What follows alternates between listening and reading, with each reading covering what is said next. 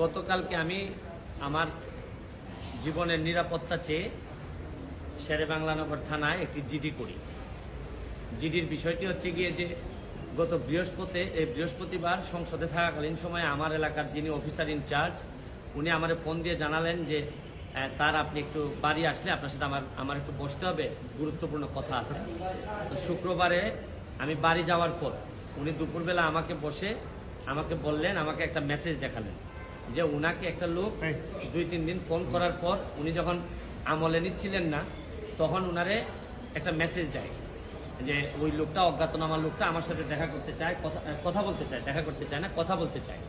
তো ওসি সাহেব আমলে নেননি। পরে যখন মেসেজটা দেখছেন, যে মেসেজের মধ্যে আছে দেখা যাচ্ছে যে একটা কন্ট্রাক্ট কিলার গ্রুপ যারা হায়ার করা হয়েছে তারা নাকি অ্যাক্টিভ, তার বক্তব্য অনুযায়ী।